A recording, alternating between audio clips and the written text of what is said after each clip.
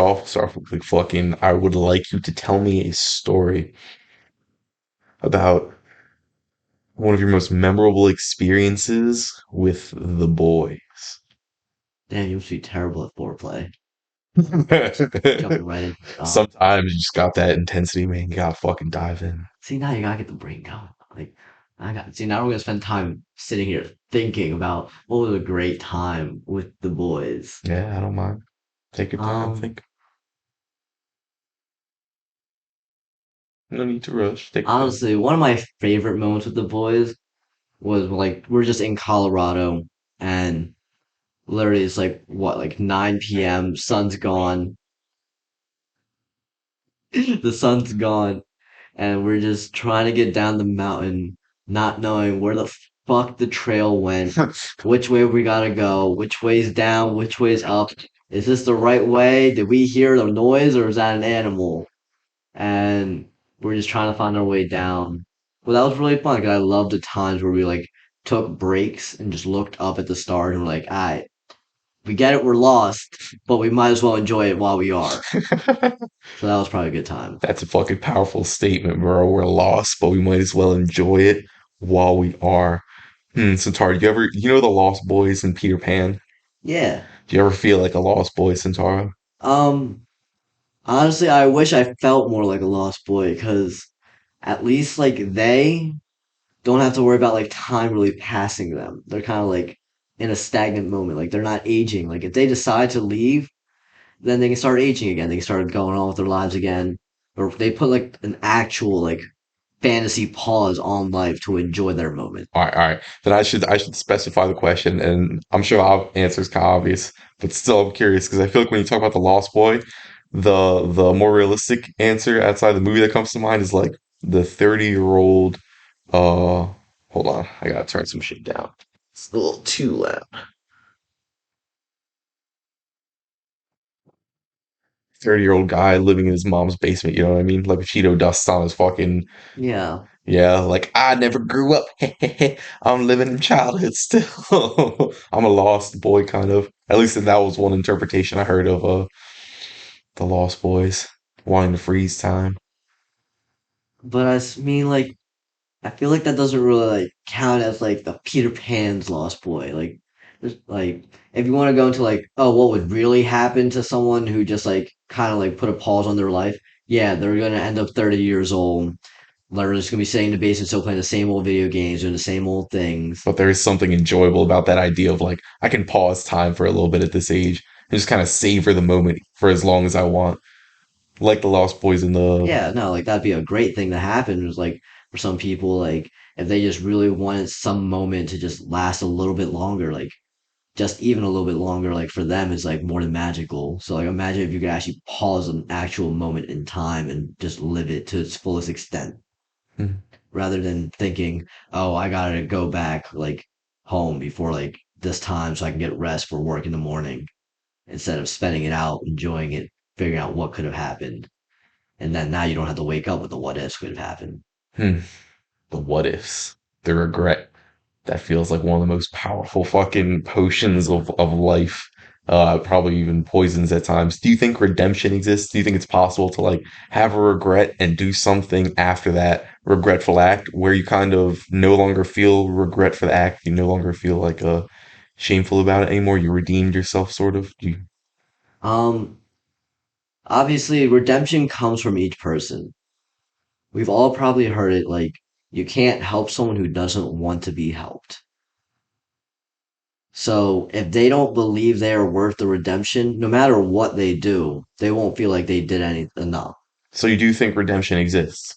Um, yeah, like you can have personal redemption, you can have social redemption. Like we do make things to for people to redeem themselves. Like, oh, you have terrible like tax credits or whatever it is, like taxes, credits, you have terrible stuff. Like Mm. we'll give you like forgiveness methods, we'll help you figure out a plan to pay it off and stuff like that.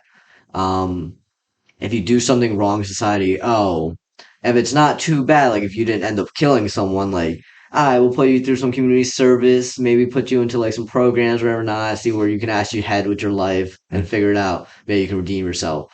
Like a couple years ago, I was like saying something was like the person like came in and like murdered or like tried to murder someone, and, like this woman, but then like later on, like she forgave him, and they literally just became like best friends.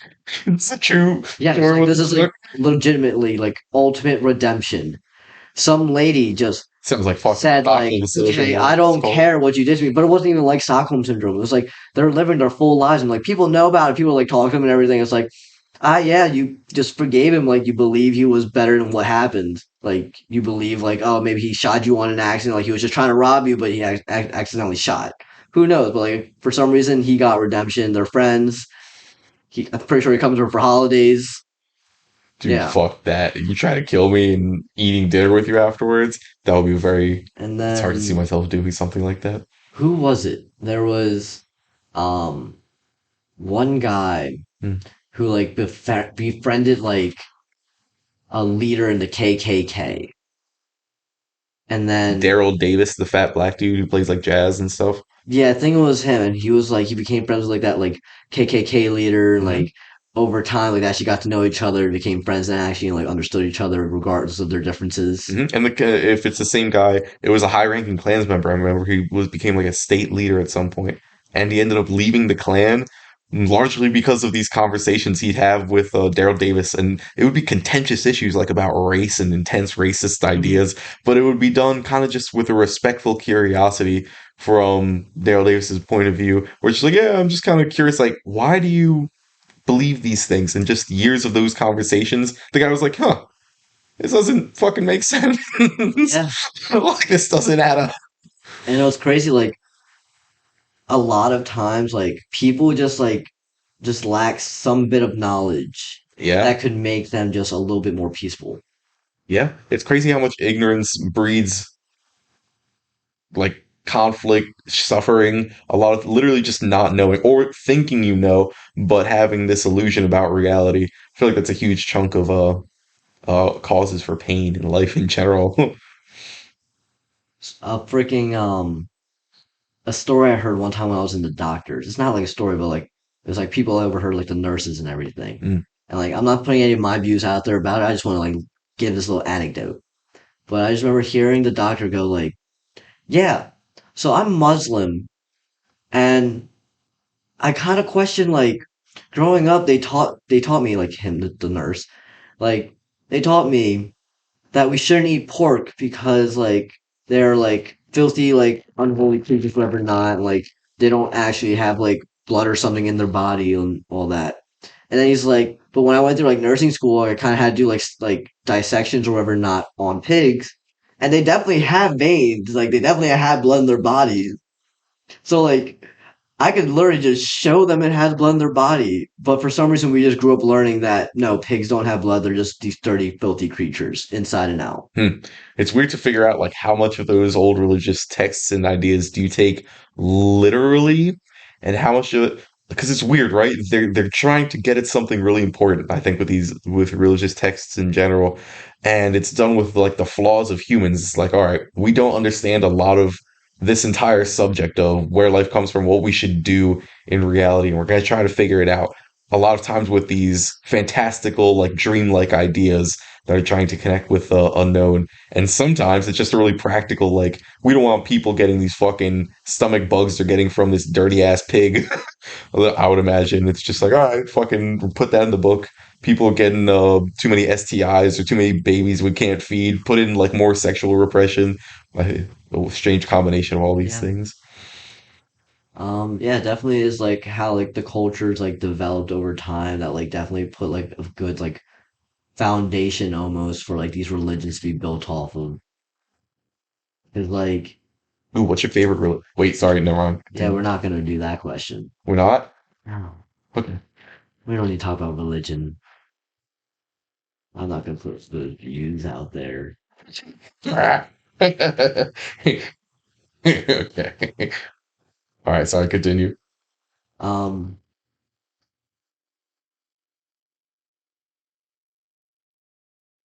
but I'll put this out there. Mm.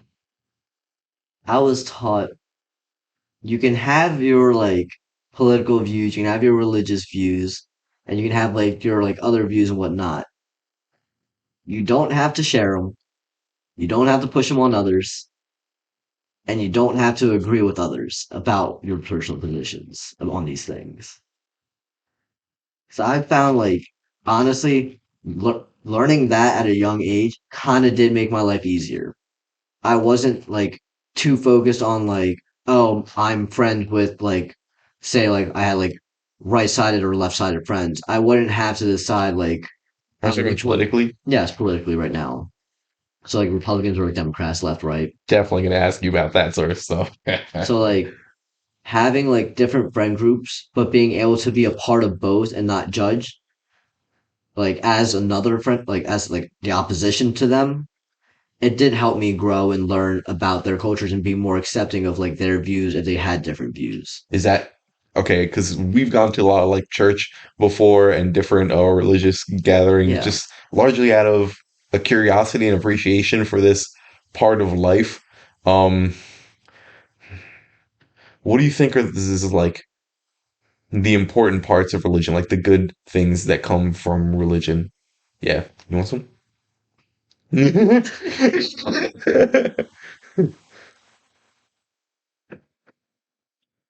That's tobacco, folks. So, Alex, do you know what's going to happen right now? Tell me. Okay. I'm So I'm going to excited. rip this All right, and I'm going perfect. to hand it back to you. All right. You're going to rip it if there's anything left in it. Hmm? Okay. You're going to Do you fix want it me to up. edit this shit out? No, just watch. Okay, I was about You're to say just because going I to don't rip want this. to.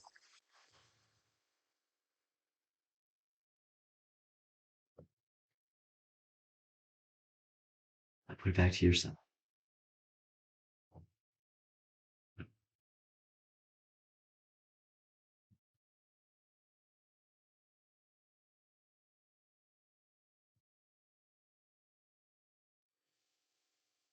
So now we decide to edit it out. We can.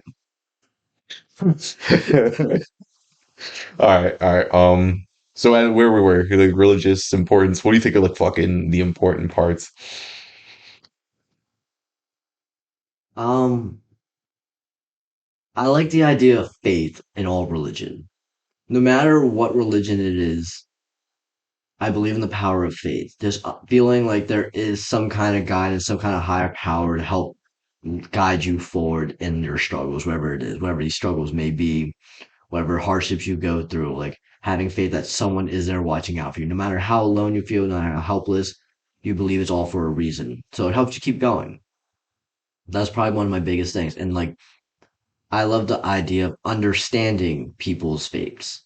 Like, why do they find faith in this so much? Like, what did they believe in so much that they are like now Jehovah's Witnesses? Like, I just want to understand like why this is what keeps them alive.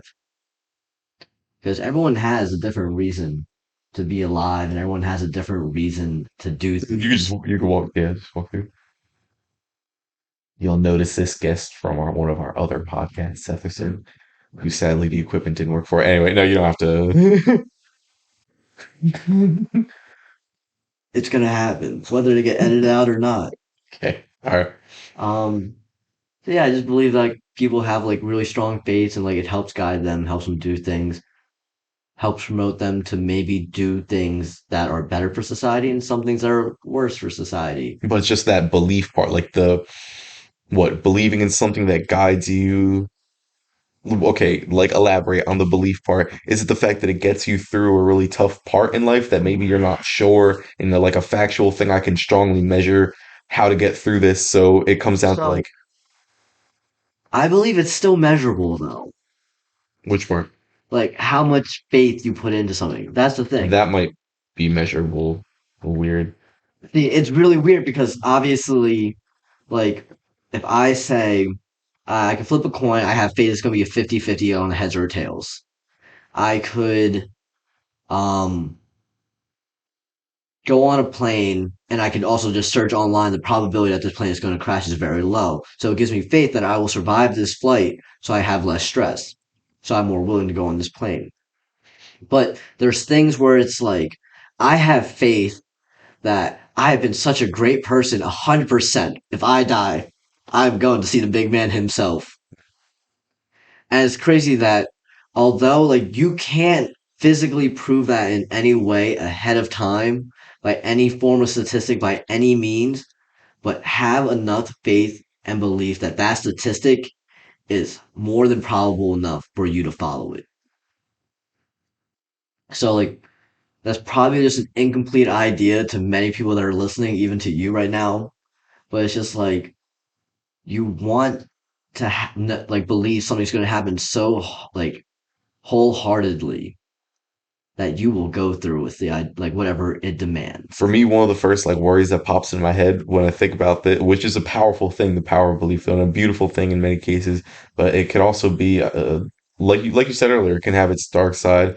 But the bigger question I want to ask is this question of white lies, where it's like, I'm telling you a lie in this, and not necessarily, I'm not saying all religions are lies, but let's say I didn't quite believe it myself, but I told you this because I want to see the good results happen. Or a better example, imagine, what are those fucking beings that have quills on them? Hedgehog that have a bunch of spiky quills.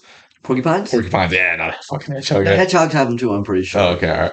So porcupine. Imagine a myth about porcupines. It's say like if you get close to porcupines, like the porcupine spikes shoot off, Yeah. and the reason this story is told is so people are less likely to just go up to it. Like a kid's less likely to go fuck with it. They don't shoot off, but they can still fuck with you really bad if they get close to you. So the point being, like, at what times is it good to lie like that for usefulness? Like, is it ever good? But probably at certain times it is, but I feel so See, but like, weird about can you honestly say you know if a porcupine spikes shoot or don't shoot? it. Yeah, yes. Oh, I'm not from seeing it, but from people who studied it. Because like honestly, I can't say I've done the research myself to like defib this It's lie. been done. You can, when we're done, feel free to look it up. I don't know. Like maybe porcupines do shoot off their needles sometimes. Maybe in slight amounts. You don't know. I from what I've been told, they do not like this idea was specifically brought up by an evolutionary biologist who was bringing this point up of the porcupines to discuss kind of the same thing we're discussing now. But no, I've never seen a porcupine shoot or not shoot its spiky spikes out. Exactly. It could be like flat Earth. They might be right. Like, yeah, right. Do you know the math? Did you test? Did you do the studies? You're just trusting the person who supposedly did the math and the studies. They belong to the man. Right. And hollow and run by lizard people. Yeah. Yeah. So does this podcast even matter anymore? It gets banned immediately. We both get flagged, and the agent's showing up at our door. No, we'll be We're good. just trying to do a good thing for a friend, guys. He's coming down with me. I know, I'm kidding. Fuck Um, with you. but so let's take a second to retrack where we were. Yes, some fucking porcupines, lies, the Okay. greater truth are. So do I believe there's a good time for lies to exist, like white lies to exist? Um, in situations they can be beneficial. Yes, it can be. Like, But is it worth it?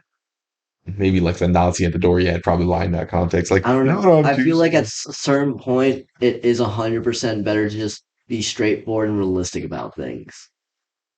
Like, I feel like that the reason I bring it up, I think many of the time, and sorry for interrupting I do the list, but a lot of the time when people do tell one of those beneficial lies, maybe it's out of a fear of telling the truth. When I think often the truth would be better. I don't have an example right out of the top of my head, but damn it, Seth. Putting gang signs in the camera.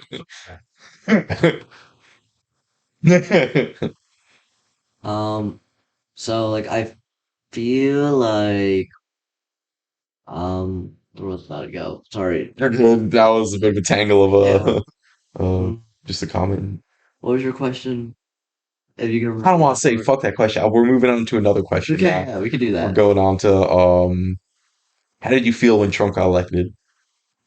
Didn't affect me at all. So you just felt like Honestly, a zero emotional, just like being like we were in high school, like seniors that's what graduating. I'm saying. Like the right at that time, I wasn't like too focused on the president. So how would you describe your feeling? I think you kind of did all right, Um, but just want to hmm, make sure I got the right when idea. Trump got elected, um, it kind of definitely for like people our age felt more like a joke. Yeah, Like I can definitely say as like seniors in high schools, like people were joking around about it for the longest times, like just like joking around the votes, like putting out memes and stuff like that. Like, oh yeah, imagine if Trump wins, oh all this stuff. Then he actually did, and then like it still held over as a joke for a while because like everyone's like, yeah, there was like riots, whatever, not people like unhappy, like oh fuck Trump and all this stuff, but like it kind of became like a subculture for a moment for which part? for teens like in like 2017 whatever You not mean a like 20, subculture about like joking about Trump, like not seeing it as like no like even in music like in rap songs like people were just making like using kind of Trump in like the yeah. yeah like those gimmicky rap songs and they'll be It like became like oh a fuck meme. Trump, fuck Yeah. Trump. Exactly just like get popularity off A real wave quick. to ride. Wave to Yeah, ride. I'm pretty sure he had one with Trump. Coop, shout out to the artist, the god, the fucking rap genius, Tin Coop. Follow him. I think is that his name on Instagram or Yeah, it's Tincoop Tincoop. Spotify, Insta. I think iTunes. I'm not. Nicotine High. Nicotine has one of his songs. He's coming out with a new album soon, so if this episode gets released before that, hey, he's got a new album coming out. Check him out. But Troopa, yeah. Um, Okay, so so yeah, again, like it just kind of felt like a joke almost, and like at that point, like there was just like so many other things going on in my life personally. I wasn't really too concerned about it. Nothing he said really like felt like it was affecting me in that moment. hmm, that was a weird. I'm kind of ashamed to say it. Like I didn't want to win. If it was up to me and I could choose at that time, I didn't know much about either candidate, but I'd probably have chosen Hillary of the two major parties likely to win. But when he won, I still felt like like a little bit of excitement, like some shit's about to get shaken up, and that was just that like unrealistic, foolish, dangerous, stupid mindset that I had at the time. But how do you all? Yeah, yeah. So I'm gonna go back to what I said earlier. We're not talking politics here. We're not. Oh, you said Yeah, religion. no, I Oh, said religion religion, and fuck. politics. I said like the three things my dad told me: religion, politics, and yeah, just don't fuck with It's it. so At okay. least not in public. Uh, Again, like people can end up loving me on the camera, but then they're like, he supports this person or that person. And it's like you got a choice following when I could just be open about it and people just agree or disagree. that's yeah. That's what I It's prefer. more I like like that. it's less like biased based on my other opinions. I got mixed up in that point somewhere. But if you don't want to talk about politics, all right, then Yeah. we'll sway to another subject. All right, for now, for funsies, I will hand you the phone. And we're Roses are red, violets are blue. I don't care what you're about to do. I see a lot of words on that screen, and that's way more than 42. So I don't know if I want to read to you. you don't have to. There's very little here. Choose from one of these. These are just like the options of, all right, tell me a story about blank. And in each of these little bullet points are just the genre of story to be told. And so you can either tell a story from one of those genres if you see one cool, or you can ask me one of the questions, whatever you want to do. This will be a nice, interesting fun test.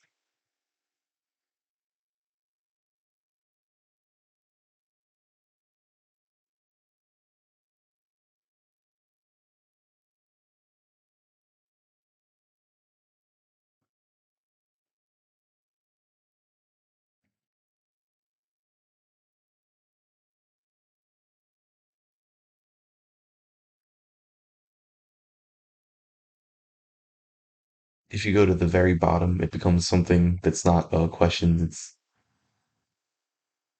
different sort of section. I'm just looking at the last sentence of all. Oh, God, the parentheses might be confusing, by the No, way. no, no, there's no parentheses in it. It's Okay. literally. Just the last sentence possible. That's all I read. That is yeah, okay. So the other things you don't want to talk about, but there you go. That's Yeah, a no, that dude. That subject is like by nature untalkaboutable. okay, ready? Yeah. Just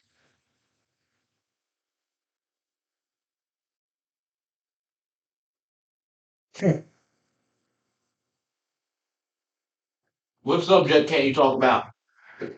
Huh? Porn, religion, politics. Porn, religion, politics? What yeah. was the third one? You said your dad said three. Oh wait, porn wasn't involved in them. No, I know, no. The porn was Just different. religion, politics. It's just like you Oh, don't no, like no. Yeah, you those don't are need to express them. You don't need to push them on others, and especially you in don't need business. to have, like shit like Talk about them. accept the same thing as the other person. Those are exhausting conversations. That's usually why. Yes. It's gonna just be like, all right, just explain your politics real quick. It's like, nah, this doesn't work like that. No, but that's not what I said. We had a Same very thing with specific Like religion. conversation. imagine like I'm selling the house like another person, right? And they were like, "Oh, we're gonna choose this other like realtor just because like maybe they're part of the Democratic Party rather than a Republican Party." Like it literally becomes small things like that that can literally affect your life just by the party you decide to be like standing with. Mm. Oh, we don't want to be in a Republican like neighborhood. We don't want to be in a Democratic neighborhood. That's why most businesses try to just have as neutral of a stance on like, Exactly. religion and politics as possible. Yeah, man.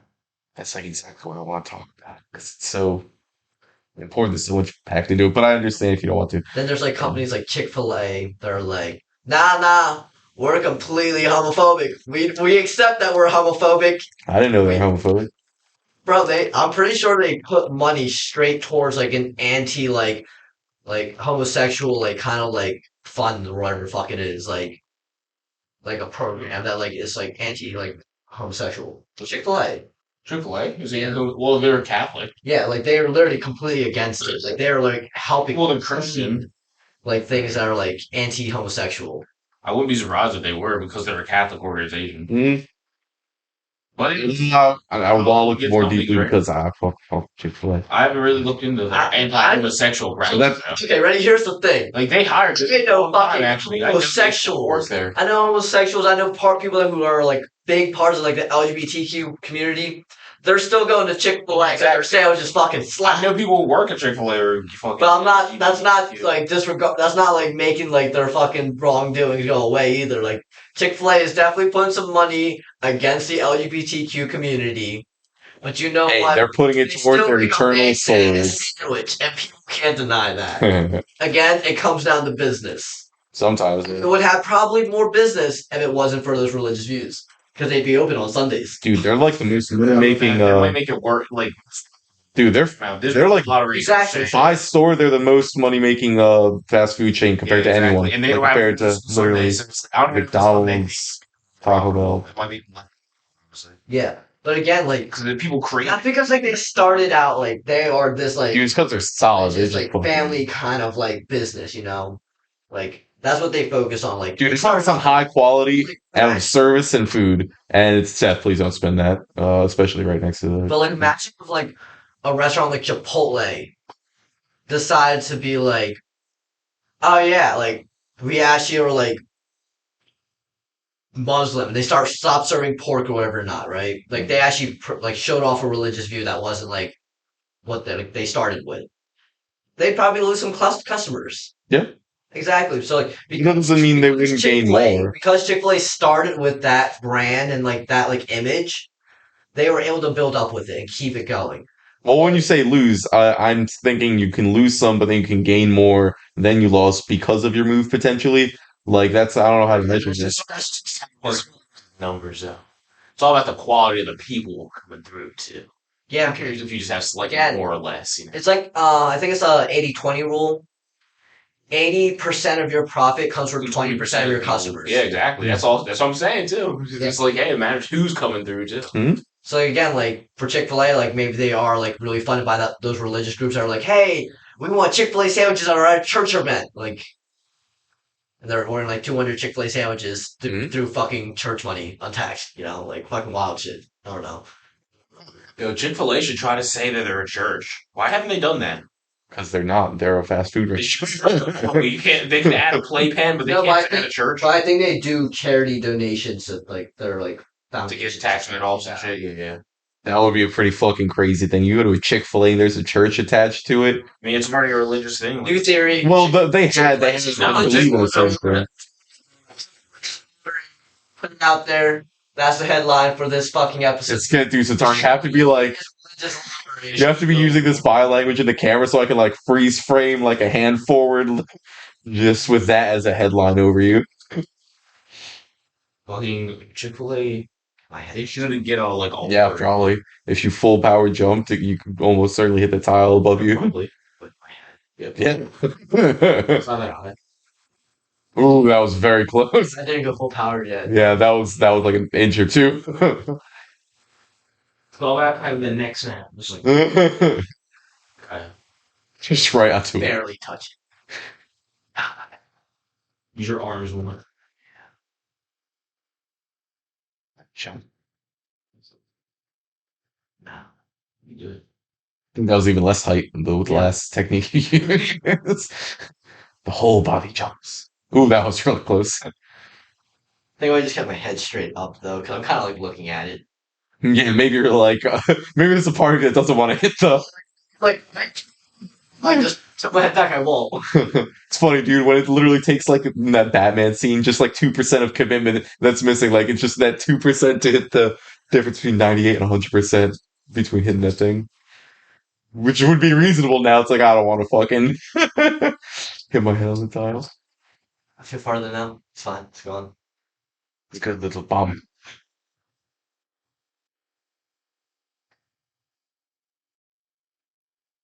How you feeling, Sonthara? Fine, dandy.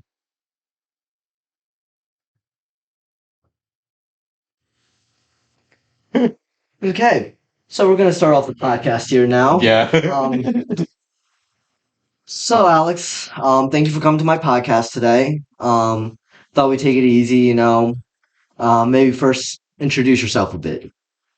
My name is Alex. This is Seth. He gets loose from time to time. Get the fuck out. Seth, get out of here with fucking pliers. Fucking. That was such a real scream. I heard that in my ear so loud. I clamped my nipple. Like, ow. I think Seth's 4. But anyway. Yeah, man. Alright, I want a story from fucking college. I was asking you the questions here. This is Oh, yeah, sorry. The Sunny Cat. Wait, what would be the name of your show?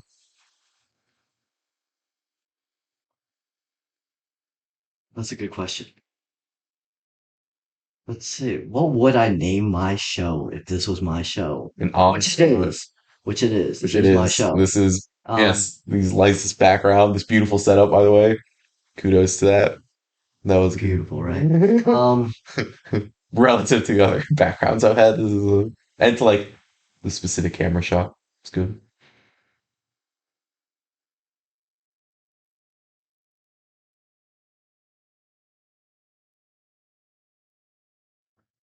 It's always sunny in Galloway. Some bullshit. Get sued immediately. But maybe that could be allowed. Because it's not Philly, is it? And you could just maybe use different capitals, different places. It's always sunny in Galloway. All right, Sonthara. So what's your intro? What's one of your fucking show questions? I'm on it. You got to enter. You're the Jimmy Fallon of this moment. You're the Joe So I was Rogan. thinking about how to stop this off. Start it off. Ready? Mm-hmm. From sunrise to holly, let's pop some molly and top this day off with some jolly joy. And here's your host, Sunny Boy. Sunny D coming at you live. So there, Alex. Welcome to our show today, and I'm obviously your host, Sunny. So, give me a few choice words. Few choice words you hear.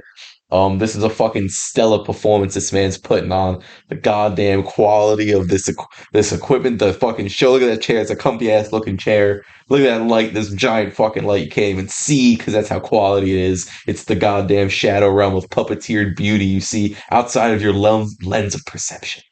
And that's coming at me, coming at you live from the Alex Mobile.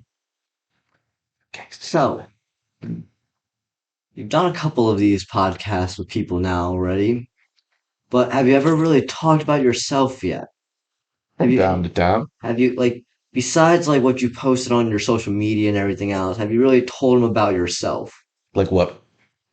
Like how old you are, what kind of background you come from, amount of family. Nah, what is this? A fucking business meeting? We're doing our stand up. I'm Now, Alex. I'm I'm just saying, 23. sometimes the people want to know who they're talking with. And if you're gonna be coming out here a couple more times, if I'm not here, maybe I'll just let you take over the show after this one. Mm-hmm. But tell me about This yourself. idea about myself. Let's Like, see. if I was a brand new person you have never met before, And you said, tell me about it. And I'm on a like, show. I'm on the fucking Sonny and Galloway show. I'm someone that you're trying to like partially intrigue with who you are. All right, I'll talk to you like we're gonna be. Would you prefer more like we're talking like we're about to live together, not like just we're just sharing like living space, or would you like I'm on like I don't know the Jimmy Fallon show? I kind of forgot what you said. Talk to me like you want to be my friend after If I this. want to be like you want no, if I, nah, Who nah. are you? Okay, there we go. You asked me this straight up. Who are you? Fucking this 23. Hold on. You gotta wear this while I talk now, please. I implore.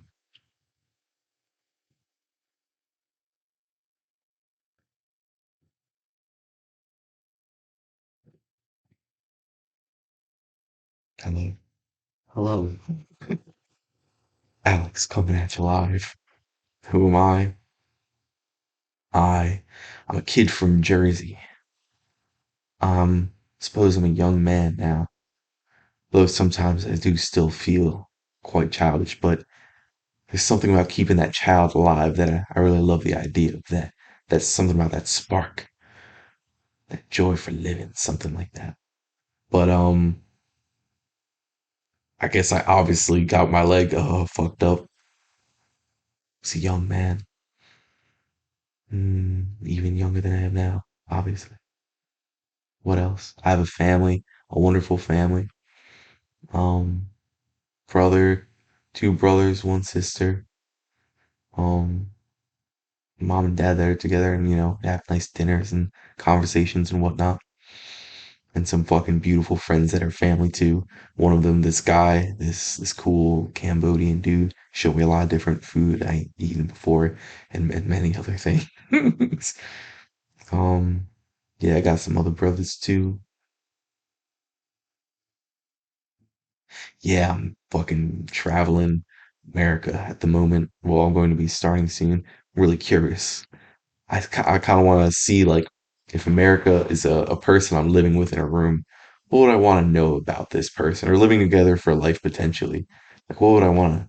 I heard some crazy shit about this person I'm potentially living with. Like, I Hey, want to find so out. All right, there's some crazy shit some people have heard about you back in high school. what did they hear? That you lost your leg to an escalator, a shark, maybe a bear, maybe a wolf. Wolves. I got fucked up in the Andes, bro. Yeah, so a lot of That also happened in so Colorado. for No, anyone who knows you but doesn't know the actual story, actual story would of you me. care to share that today? I will. But before that, real quick, we will get back to this.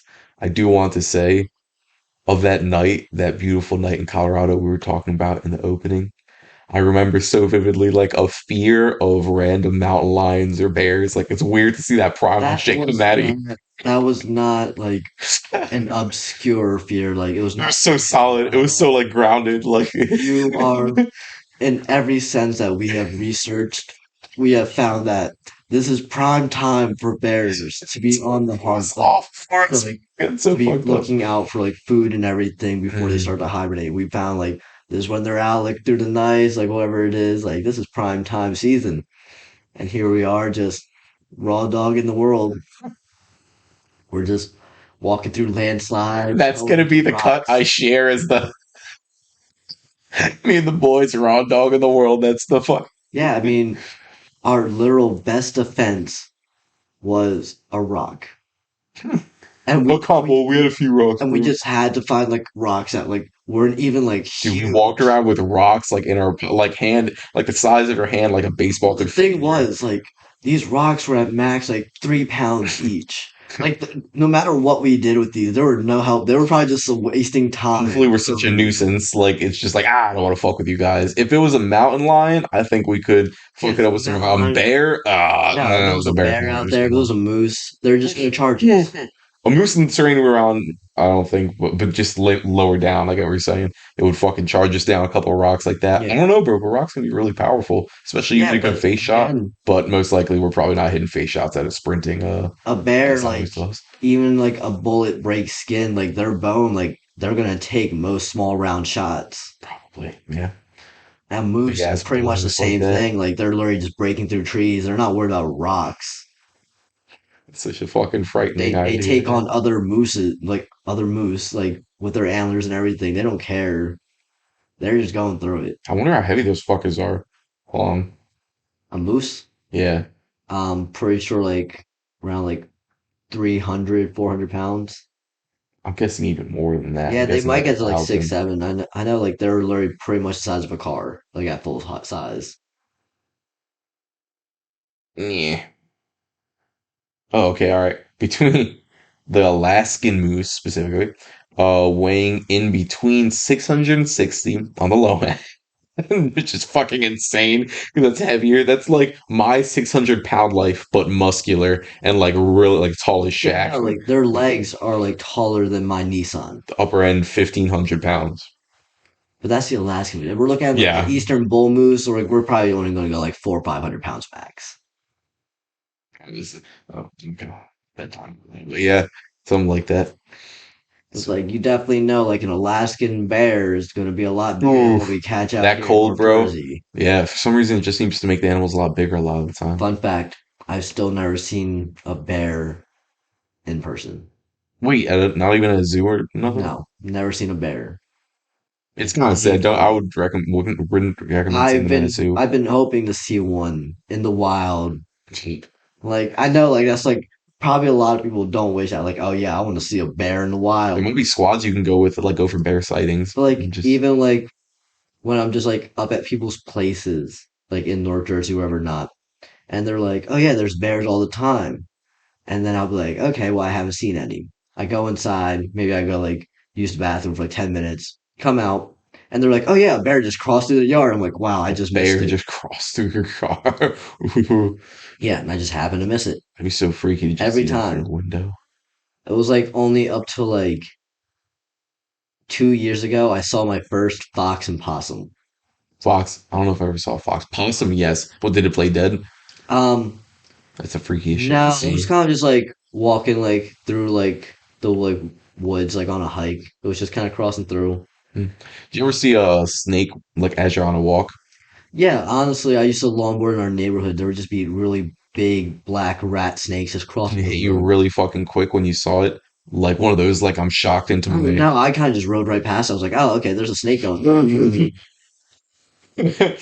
your ancestors survived by luck in the jungle. It's like we're good. Yeah, we're fine here. But no, I've seen my dad literally catch like a 3, 4 foot long like black rat snake with a pair of tongs. Like it was just on our front porch. Like we were about to leave to go to Philly. He was like, "Ah, there's a snake. Go get the kitchen tongs." Picks it up, puts it in a box, boxes it up. Then we just kind of go home, and they just like, "Okay, we gotta get rid of it." And then he just kind of like, Yeah, it's just like we'll leave it at that. Like he just kind of puts it out somewhere else in the wild where it belongs, I guess. understood. But yeah, I don't know. After seeing him grab with a pair of tongs and seeing my mom beat another snake with the like shovel one time when I came home. Yeah, I come home from school, I'm getting off the bus. Oh wait, just for context, for people that don't know, Star's mom is like how tall would you say your mom is? 4'9". 4'9". So just imagine 4'9", Yeah, yeah, something like that. Yeah, beating a snake with a shovel. That's badass. snake lived, snake got away. Yeah, yeah. So yeah, it's great battle. Hmm. But Yes. Okay. tell us. Back to the leg.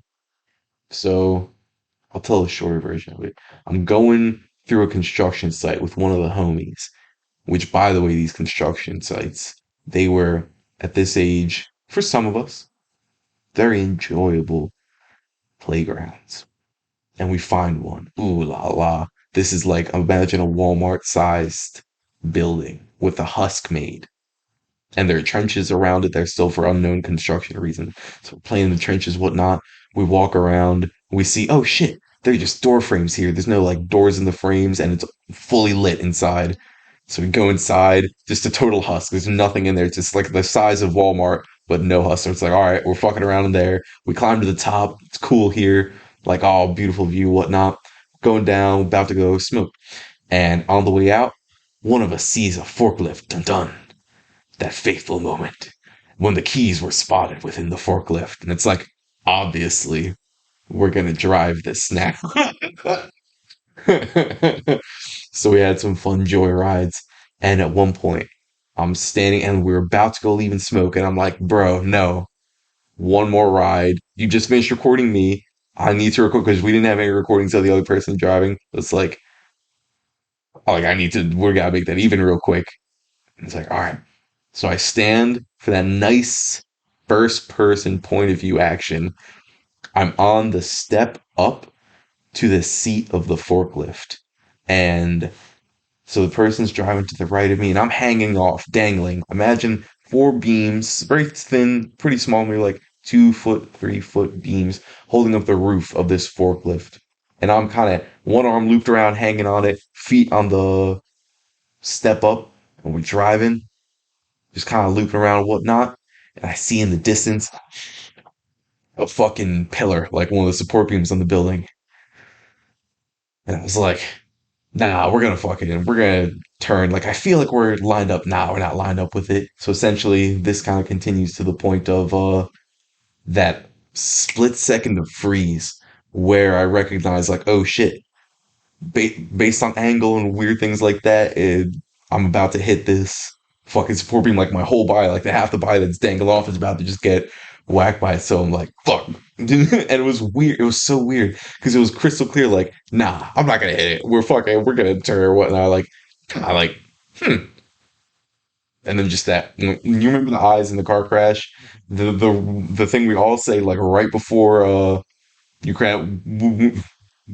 Would you mind getting it? Maybe we'll get into that later. Anyway, but when we looked at you and there was no response, just a look on your face like, fuck. I had that moment for a split second, and then I just jumped off, and my leg got caught between the part, like I had my arm looped around, I think, and the support beam in the building, and it just got fucked up around, like shin bone, upper shin, close to knee area. And then, yeah, it got so fucked up, I had to amputate it, which was weird because that kind of hit me like while I was there. And it was like, yeah, this isn't gonna be here when I when I wake up. It's just so fucked up. Like I just gotta fucking survive And next that's few months. definitely like a crazy like thing to like just process. Like you're literally about to go under. Like you're not gonna remember what happens like in a couple Dude, minutes, I know that was and some you come crazy shit out, when and they put then the mask on you. It's like, all right, count back from 100. I'm like, all right, no, I want to fight to see how long I can stay awake. 99, 98, and I'm just out. And then just wake up like a day later or something. yeah, like completely swollen, just delirious, and looking down, realizing if did it when you woke up, like in that first moment, like did you process that your leg was gone, It or like was still there at first. They tried to save it. So there was still a leg there. It was just essentially no blood flow to it. So it was just dead flesh, just kind of on there. They were trying to get blood flow back to it. Didn't work. And so then there was one surgery below the knee cut.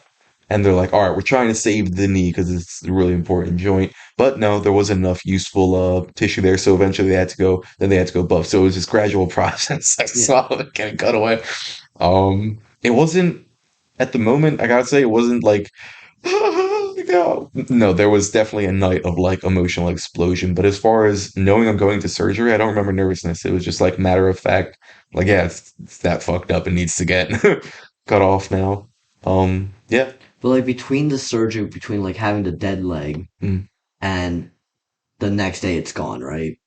Between that, like when you first woke up, like did it feel like how different did it feel like to wake up and like not have it there? Like did you know right away like it's gone? Like it's not attached to me anymore. I remember my aunt walked in, and she's a big jokester. So this was after they already amputated part of it, and one of the first things she did is she sat down like where the leg used to be, and she kind of just like, "Hey," it just kind of flopped down, and we just started laughing. Like I was kind of making jokes about it. It wasn't something I was like thinking about much. Really, it was just like, crazy shit at the moment. Yeah, repression and joking. It's a great effect. Not there's some effect Not for the to it, but long term. yeah, no, To get there's through the times to initial feel. moment, it helps a bit, but Yeah. sooner or later you still have to process it, like Yeah, actually deal there with were it. some funny ass jokes made in the hospital, bro. I don't remember the specific, but it was pretty fun. Dude, that week, weird thing that I always love talking about because it's so fucking crazy. When I was in the hospital for the first few days, maybe the whole time, like there was a point where when I was awake, every time I closed my eyes, how do I describe this? Okay, hold on. I gotta show you something. Just to create a proper visual, you'll need to see first. Okay. This is weirdly enough a video from a probe or something along those lines that we sent, and it got within of like a really critical point of the orbit of the sun. Like it got really close to the sun and didn't burn up. And this is the footage of it, and it's in black and white. You're gonna have to clip this into their like thing. Yeah, right. That would be cool. I need, yeah. And I think they only show it for a little bit in the video, but it's pretty.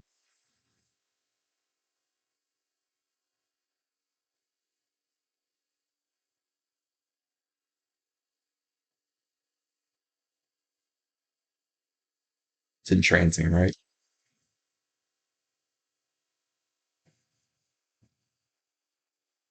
As a fellow person intrigued by like space and astronomy and all that stuff, like it is really like something to like take the time and actually watch these things through. Yeah. Like actually just try to process like Holy in this shit. spot in this like vacuum of space am I really sitting in to be able to see this? What a crazy perspective to have on her phone, just in her pocket, like in the sun's. But like imagine actually being that device. Like I gotta if make a you note were for this video. I like will. like sentient being in the, Hmm. like the spot of that actual machine recording that. It's like wow, I'm in. I don't know where I'm at. I imagine like a boring ass long flight in just space, and then eventually you get to this area where it's just the crazy designs Like that. honestly, probably like the darkest way I could see it is like almost how like in Marvel Tony Stark when he's watching space Hmm. as he's just passing and like slowly like decaying almost, watching out that window as space just passes him by, View. waiting to be just taken into the sun or whatever he was about to fall into before Captain Marvel found it or whatever. Like, yeah, like just to be like drifting like so long that you literally just lose hope and you're just ready to just go at that point. Like, is that what it feels like to actually be out there witnessing the universe? Because you have no point of relativity. Like, they tell us we know how far we move based on a point of relativity. We set apart, like, one spot, like that couch.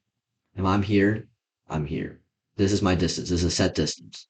Now, if I move over there, I'm still going to look at that couch and assume I made progress based on the increase in distance between me and this couch. Same thing works with eating. You choose a point of where you are, where you stand, how you feel, and you judge yourself how much you've grown by the distance you made from where you stood then. But when you're in space for so long, there's almost nothing to have as a point of relativity besides the fact that you are dying. Imagine years of living and you see, and it looks like you're moving at the same, like everything looks the same size around you for years. Like that sun that's like, when I'm moving towards it, I'll be there any day now. And days pass, and weeks pass, Exactly. months pass, like 5 years, 10 years, 20 years, and it just all looks fucking same. Mhm. That's some shit that could drive you crazy. And like if your body could actually withstand the speeds and all that stuff, like going as fast as a comet, like you literally are missing everything go by you. Mhm. You're just seeing streaks of light. Like when you see like Star Star Wars and when they like Wars. literally jump, like that's pretty much what they probably perceived. Like if like we were to see like the same like frame rate we see at, Mm.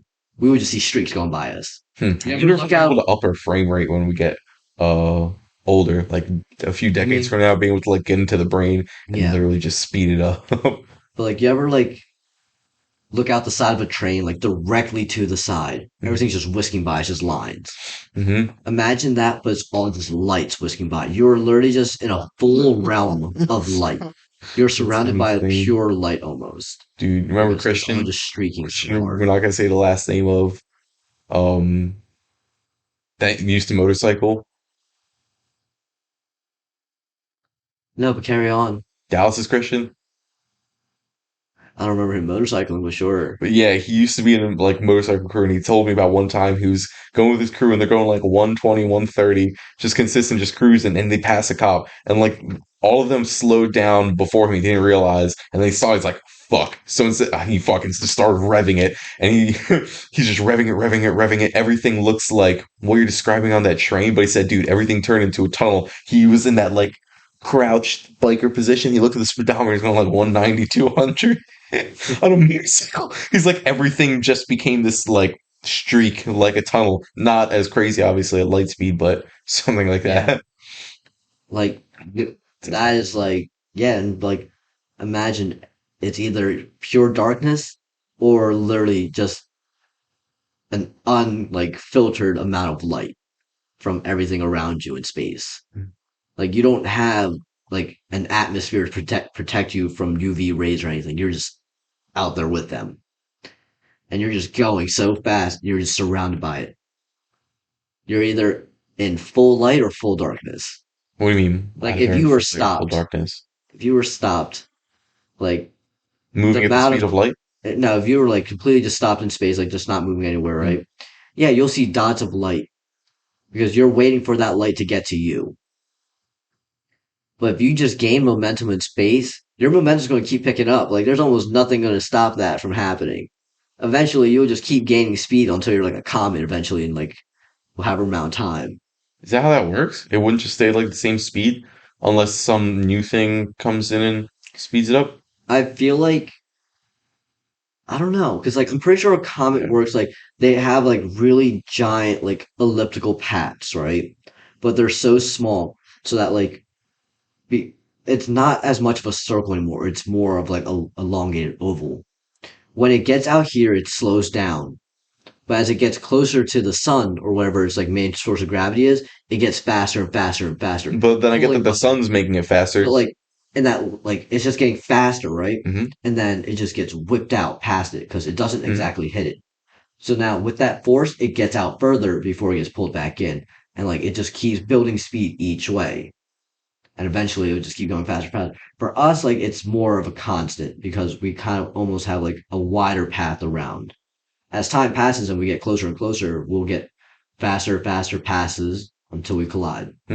Till It's like weird that that works like that, like an ocean current, but then the level of space. Like, oh yeah, this comet's gonna go on the same route and something as huge as um space yeah. consistently. Have you ever done a physics class where they used a pendulum and it's pretty much a pendulum with a marker point at the bottom, right? And like they'll release it and it forms like those you'll see it in a lot of TikToks now. Like they'll do it with paint on like a canvas. It goes around And as it goes around, it gets tighter and tighter, quicker and quicker because it maintains that speed until they cut off the paint because it's about to collapse in on itself. Mm. That's pretty much the path a planet would take. It just starts with wide once, like initially, and over time it gets slimmer and slimmer until it's about to collapse in on itself. But that center point of collapse is where that main source of gravity is coming from, whether it be a black hole, whether it be a sun, whether it be just a larger planet. There's going to be something to be collapsed into. For us, we're just on such a large scale, it will take millions of years or thousands, who knows? Yeah, obviously, we're already on the path of millions. Mm. But yeah.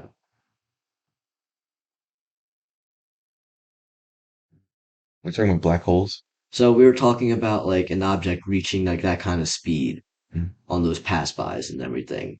Like when you're on the furthest point of the elliptical, you're almost slowed down before you get ripped back in. So all like that light you've been just consumed by kind of fades away. And think about like when you start a bright light for a while, you turn it off real quick, everything's dark. Mm. They're going to be in darkness for a minute. Then they're going to be whipped back into that light, shooting at a source of light, surrounded by light because they're moving so fast. And like, could you just imagine how like time is perceived for that being? No point of relativity, light, dark, Yeah. super Now I fast, get what you're super saying. slow. There's just somehow something living on that comet. So like to see like videos of like, yeah, we put this fucking machine out there and it's just doing this for us.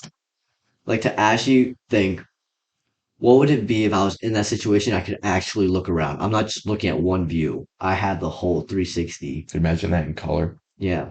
Hmm. Imagine what a Mars rover actually sees. Hmm.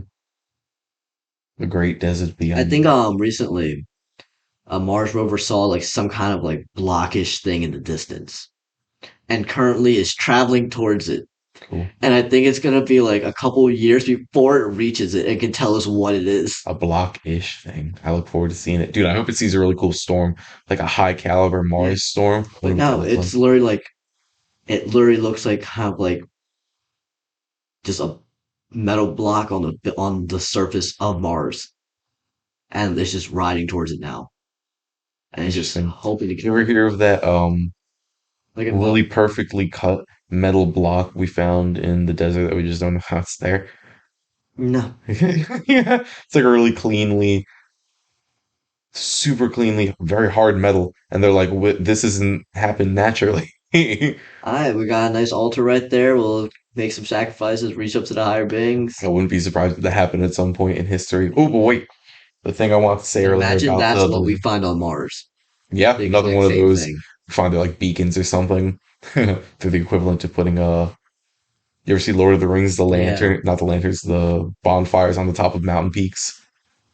You mean the Eye of Sauron? Where? No, no, no. Like if they want to send a message a really Oh, long okay, okay, distance, it's okay. like Yeah, you know what I'm talking about. Yeah, and then a bunch of different mountain peaks. People start yeah. They just light lighting them all off to bonfires. send a signal really far. Yeah, that's that's such a cool idea. Yeah. Um, fuck what was I gonna say? Forget. Anyway, but yeah, the thing I wanted to say earlier about the designs in the sun. So imagine seeing that, but that sort of design, that black and white, really fast, scattery, static kind of movement, but it's making weird shapes of like comical, horrifying monsters, like something like that. And just imagine seeing that every time you close your eyes. All right, it's open. I don't see it. It's closed. I definitely like just see it scat and changing images too, like different carnage, monsterish, Mhm. like image. Yeah, that was weird. That happened for a few days after I got fucked up. I mean, yeah. Like honestly, I wouldn't doubt like your brain is trying to put some kind of like recognition of like what this pain could be. Like It's from crazy like you've change. ever seen and grew up watching, like yeah, Yeah, like yeah. this pain only comes from like literally something ripping off your leg, like a monster like that. Like And it's probably trying to send signals to it's not there anymore. The yeah, brain's like it's trying to make your brain curious understand like change. it logically why you're feeling this way. Mm, So that when you wake up, you understand like, oh, okay, it's not there. It's kind of like a subconscious coping mechanism, I would feel like. mm. Yeah, that's what I would imagine. Or maybe just like a spasm of it. But no, it was too specific. It was weird. Yeah, crazy shit. Oh, okay. I got a question for you. This is a deep one. What is one of the biggest problems you faced in your life that you've overcame? Like, Biggest problems I faced in yeah, my like, can you life. explain it almost as a story? If possible. Not like once upon a time type shit, but just like, man, we'll see.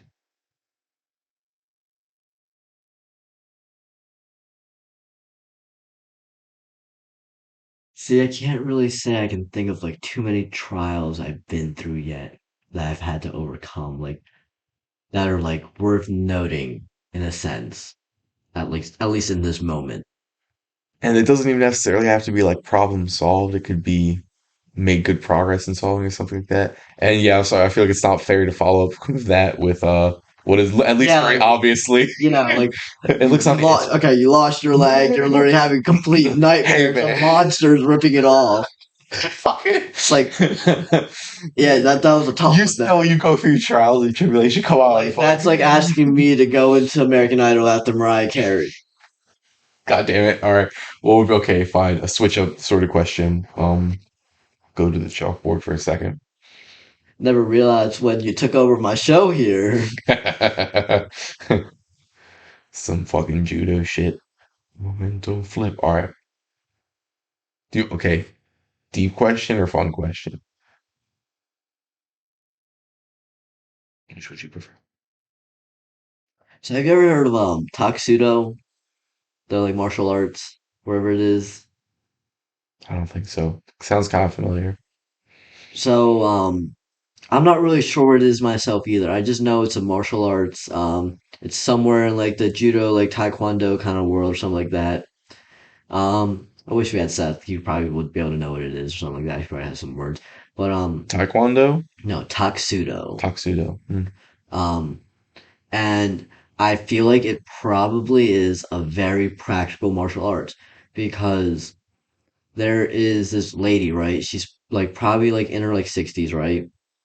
Still really healthy. She was like the leading officer for like a like police, like whatever it is, like boot camp, whatever it is, some kind of like force, right? Hmm.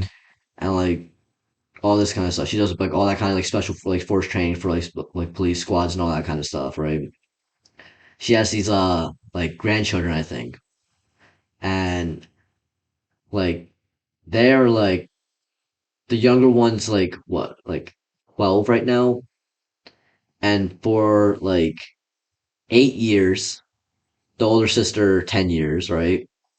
They've been doing Taksudo, and because they're grandmother, like they do a bunch, like they're doing competitions, like they are third degree black belts at the age of like 14 to like 12, Hmm.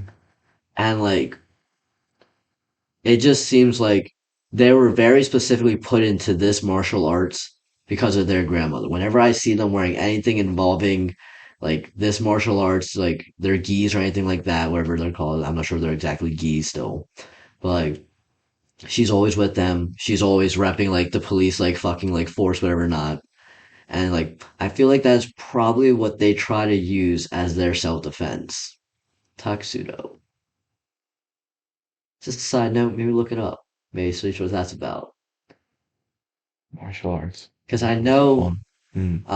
we've looked into a couple of Krav Maga places, but they definitely were We don't need a to. little Hollywood washed. You came for some AK-47 classes, but anywho. Hmm. Yeah, because we're really gonna show you how to get up close and personal with an AK-47, disarm them, and take them down all in one go. And that was only your free trial class, guys. That was good. Free train class. Enticing you with this nice fucking, hey man, someone tries to rob a train with an AK, but this is my area of religion equivalent or politics equivalent. So we will move on to something else. And I will ask you, as I'm judo flipping this back to my show, I'm gonna see. Okay, so you talk about martial arts and had me thinking, what would be your equivalent of martial arts that you've went through in your life? I'd probably say marching band. There's something in the fucking idea of marching band because that was such a fun thing to do in life. I would like to know from you, like some of the most important, if you could call them lessons you've learned from marching band. No, no, fuck lessons. Just the most important takeaways when you think of like marching band, the most meaningful things that happened. Most important. Fucking yeah. There's definitely been a lot of good life lessons and a lot of good moments like that I've been through in March Band. Good, bad, all growing experiences. What would be a bad one? Um, One of probably the worst ones was um we had a friend, he was diagnosed with POTS. Mm, I forget exactly what that stands for, but it was like he had like seizures and whatever not like at random moments could be triggered by different things. They weren't really sure at that moment or at that time yet how to treat it. So we are at a lunch break and me, him, and like another friend were sitting there eating lunch and I we like know he has his issue. Like he's like trying to feel better, like he's just back like for like this like day of practice competition, whatever it is. And I remember like he like gets up, he goes to the bathroom, takes a minute in the bathroom. mm, So I go and check on him because like obviously like that's not a good thing to just leave him alone. He's a big size guy. If he falls over, he gets hurt. Yeah. So I go and check on him. He's just like a little bit out of it. And I'm just like asking him, are you like okay? Like, are you sure? And everything. He's like, yeah, I'm fine. Like, like I just need a little bit. And I'm telling him like, if it gets worse, we're gonna have to like tell the director, we're like taking you off for the day. But like, so I was telling him that, and like he was like trying to hold together, and I was like giving him a chance to pull it together. And when it comes to like a medical issue, you can't always just pull it together, you know? yeah. So like that was kind of like the ignorant part of me at that age in high school. So we're finishing up our lunch break and we're like, okay, it's time to go back. Like, let's get up, let's wrap our stuff up. And we're on the one side of the auditorium, so it's like the ramp up, right? By the engineering ramp up words now. So like we're about to walk up the ramp, like towards the front of the auditorium area. He stands up and you just see like this like dazed look in his eyes. And I just remember like going like, Corey, like you good? Like we're walking this way. Like he's kind of just like slowly turning, whatever not. And you just see his face like just went white. Mm, And then next thing I know, he just collapses, starts seizing. And I remember like as he started falling, I'm just running, trying to catch him. Worst part was like just missing the hand under his head. mm. He still slammed down. Some Starts, Spider-Man movie shit. yeah, Mm. literally. Then he claps down. He starts seizing. I first thing I remember doing was like trying to get something salt under his head, trying to like support him, whatever not, and yelling to our friend, like, go get our director. Like, go. She sprints off. So I'm there, like he's coming back out of it, like trying to talk to him, like asking like how's he feel? What does he see? Like does he like remember like how he just fell and everything? Like just make sure he's still like kind of with us, like trying to get him back with us. He's like, I just see black and yellow, whatever not. Like I'm just not here, whatever. Like Sorry. Just the song, black and yellow. yeah. As soon as you said that, pop up. Anyway. Hmm. But like the yellow is obviously like the light, like kind of like peeking through like his eyelids, where it's like pupils again, like as he's like coming back into it, like that day's like starries, like you know when you see stars, like he's at that point. So I'm there with him. Directors show up. They're there with him. They're trying to like also talk to him, call his mom and everything, call like whatever it is, because like we know he has this issue, like so we're like, okay, are we supposed to like call an ambulance? Like so we called the mother. She like comes like, oh, we don't need to call an ambulance. I'll just pick him up. Um, I remember running out, helping like direct her like where to park and everything. We're like talking about like, oh, what are we like gonna do? Like he doesn't want to go to the hospital, but maybe he should. I'm just like there for it and all this stuff, like try like all this stuff. Yeah. Again, I'm like 16 like years old, and like I'm literally just like trying to make sure this man survives this moment. This man gets the help he needs, while also dealing with the fact that if I said something sooner, he would have been sat down in a chair already waiting for help, Mm. rather than collapsing in a hallway seizing in my arms. So I remember trying to be okay walking away from that. So did you I t was mm. ready. I was holding it together, and the part that like I'm just trying to hold it together. I'm like, okay, I just watched this man like collapse. He's getting the help he needs. I'm still running. Like I missed a catch. I missed like where I needed to be at that moment. And best friend at that time, you know who she'd be. Shut up. Um, I just remember walking back towards the band room. I'm about to get my equipment. She sees me. She sees my face is flushed. And she's like, "Hey, are you okay?" I'm like, "Yeah, I'm fine. Just trying to get my stuff, about to go out." And she's like, "I'm gonna give you a hug. I don't care if you want it or not. I'm just gonna hug you. You can decide to hug me back if you want to." She hugged me, and I just remember breaking down, just crying, and like letting it out. One of the first times I ever fully did that in my life, and fully felt like someone actually understood how I felt inside. So again, from a very bad moment to watching someone get hurt that you care about, that you could have helped, to being cared about and being helped yourself in the very same like time frame. Mm. That was definitely a very emotional day for me because I remember later on like going out to practice. For some reason I just started crying again. I was like, I just need to sit out. Like they let me sit out and everything, take my time because like obviously they understood it was a bit of an emotional moment. But again, good, bad. It's kind of hard to tell. It's at this point what it is, what it is. But either way, it was growing. So yeah, that was definitely something in marching band that I took away. Like sometimes you got to make a call before it seems right because that's the only time it will be right. And sometimes you can't always see the problem in people. You just got to offer the help before it's too late. Mm. How to know when it's too late. So like sharpen that sense. Exactly. Mm. Like if I recognize that he was trying to force himself to be okay, I could have been like, there's no need to force yourself. It's okay to not be okay. How Mariah recognized me like before I fully just like let that shit tear me up inside. Mm. Like she recognized that early on. It's Like interesting. before I even realized myself I was gonna break down, she saw that. Mm. So like again, like that's something I definitely learned like in marching band. There's definitely is like a social aspect in life that you have to be able to recognize situations and certain people around you. Understand that communication. And that communication has played a great deal in how like I conduct business Mm. because I do my best to understand people where they're coming from, where they are. I swear That because I've heard some good business stories. Sorry, continue. makes me a great salesman, makes me a great boss. Totally Actually, do that. clean. It's Yeah, I understand, man. and it's funny because I can do this, and this means asshole in like some places, but it's Let's easel the fucking no, it's completely true. I'm a fucking asshole to my employees.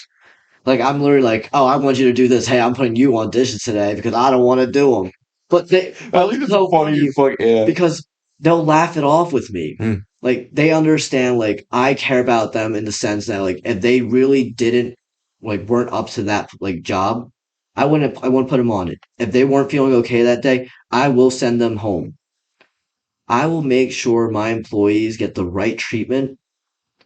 And because of that, when I ask them to do something or I try to put them in a position where like they might not fully want to do it, they'll still step up to the game Mm. because they respect me and I respect them. And I want to make sure they're okay. They want to make sure I'm okay. My one employee, other day, his son like gets hurt. Son's probably lying. He think my employee thinks his son got in a fight. The Mm. son says he was in the gym and like hurt his back. Mm. Has to go to the hospital for the night. Yeah, crazy, right? So my employee is in the hospital until like 6 a.m., like awake. Like Mm. he's in there for the whole night, but he's awake up till 6 a.m. after work to be with his son, make sure he's okay and everything. And then he comes into work at like 2 o'clock the next day. And he's like a little bit older than my mom. Like he's not a young fellow. Mm. And he was just like he like initially told me like, "Hey, can I talk to you real quick?" Like I don't know why, but I just feel drained today. I just feel like the life is already sucked out of me. And like I was like, "Well, Shahab, you already told me like you didn't get a lot of sleep last night. That's probably a big deal about it. Like at your age, you should be getting like more sleep than that, and you shouldn't be staying up stressed about if this person's gonna be okay right now." So I sent him on his break. I gave him an extra like 10, 15 minutes because I told him to take a nap in your car. Like I'll wake you up. I'll make sure you wake up. I even made sure I gave him an extra 10 minutes to nap during that. Like I went out there, I saw him sleeping so peacefully. Gave him Mm. an extra 10 minutes. Mm. Wake him up. I tell him, take 5 more minutes. You don't need to rush. Just come in when you're ready. And like I would let him like sit out at the tables if there's no customers and everything. Just kind of put his head down. Ends up going to the bathroom. Was like, I'm not feeling well. I'm like, get out of here. There's nothing you need to take care of. We'll take care of it. Just go. Text him later that night. He's still asking. I'm sorry if I left when it like if like it got busy or anything like that. And I'm just like trying to tell him like, no, there's no reason to feel bad. I want to make sure you take care of yourself. This company will be okay, but if something happens to you, that's not okay. The company will make it. If something happens to you, that's different. So like because I showed that care to him, like that care to like I should have to almost all my employees. Like if something is going on and you need to deal with it, I will let you take care of your life. This job, yeah, it's helping you pay for things, it's helping you do whatever you need to, but it is not your life. It does not need to consume you and add stress to your life. So because I give them that respect, they give me the respect of their time. Like when they're at work, they will do what's asked of them. Mm. And like I like that like social aspect that I grew up with, like communication, that like I can be a bit of an asshole to you, but it's because we're trying to get shit done. And I don't, but like, Because what even is an asshole in that context, I think? It's just like I'm clearly telling you my judgments, yeah, and sometimes that needs to be on the negative side because shit was done wrong, and that like, and I can have occasionally like there's things I can't do about it. Like, hey, I know, like, hey, I see you're over here. I see you're wiping down that counter. But you know what? I'm gonna need you to hop on sweeping over here when you're done that. And I got a couple slips for you after that to make. But right now, I gotta take care of putting in the inventory and the cash deposits and everything, and making sure the books are closed for the night. So, again, like, it literally comes down to this understanding people and respecting their health, their time, and like what's important to them. Because if you can respect those things of them, they'll respect everything you ask of them at work. And I'm not sure if I'm explaining this right at all, I think you've been but doing a good like, job so far.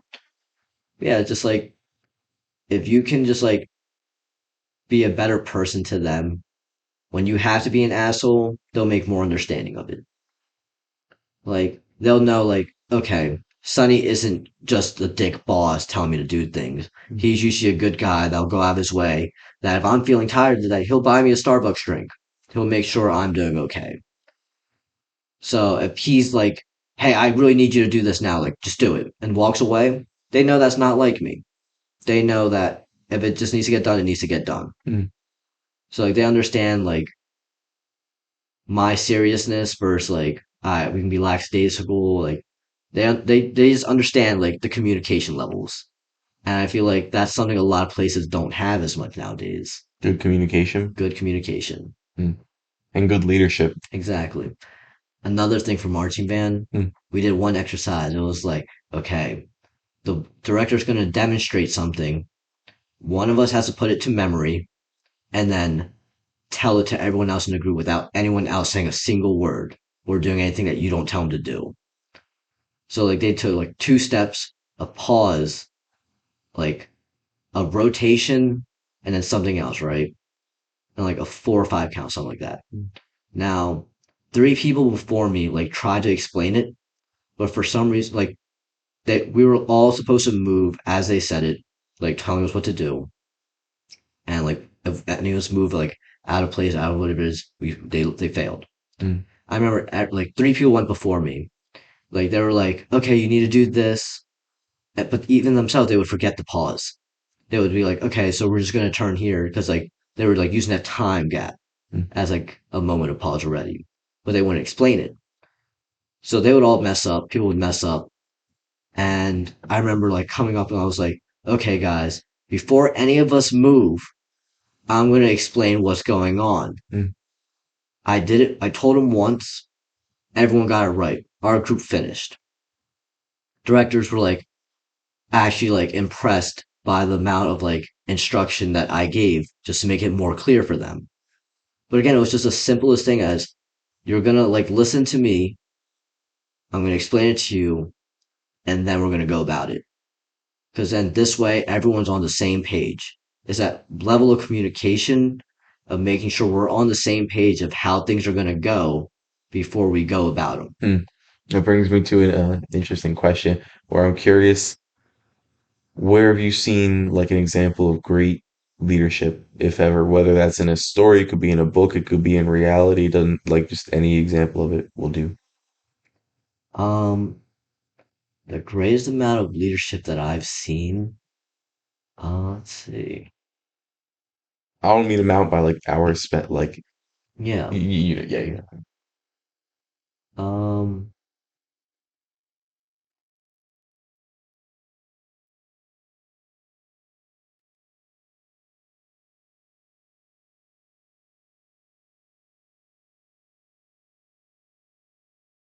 Probably just like in general, like where I see the greatest amount of leadership is in disaster zones.